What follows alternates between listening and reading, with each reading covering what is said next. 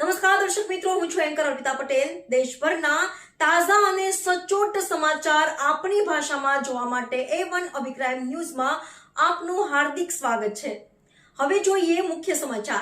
Bhabhar police constable પર હુમલો કરનાર 4 આરોપીઓનું રિકન્સ્ટ્રક્શન કરાયું. રક્ષાબંધનના દિવસે નગરપાલિકાના કર્મીને માર મારતા હોય છોડાવવા જઈ રહેલા પોલીસ કોન્સ્ટેબલ પર હુમલો કરી મોબાઈલ લૂંટી લેનાર 4 આરોપીઓને ભાભર પોલીસે ગણતરીના કલાકોમાં ઝડપી આજરોજ 4 આરોપીઓનું રિકન્સ્ટ્રક્શન કરવામાં આવ્યું.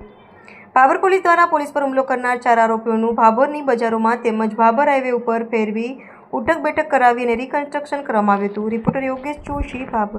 ગઈ 9 ઓગસ્ટે અમારો એક પોલીસનો કર્મચારી સાંજે જ્યારે એનું કામ પતાવીને ઘરે જતો હતો, એમાં જૂના બસ સ્ટેન્ડ પાસે એક ટોળું જમા થઈ ગયું હતું. એ ટોળુમાં એ જઈને જોયું કે એક 2-3 જણા એક જીબીનો કર્મચારી જે નગરપાલિકા માટે કામ કરે છે એમના સાથે એમને કંઈ માથાકૂટ કરતા હતા અને મારપીટ કરતા હતા.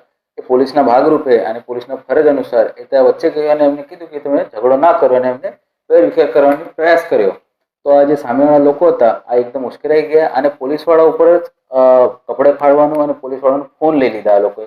અને એ જે બીજો એક સાહેબ હતો જીએબીનો એમનો પણ ફોન લઈને બંને ફોન લઈને ત્યાંથી ભાગી ગયા. પોલીસવાળાનો શર્ટ ફાડવામાં આવ્યો હતો અને પોલીસ ઉપર ભીડભાડમાં એક બે એમને મૂકો માર પણ લાગ્યો છે.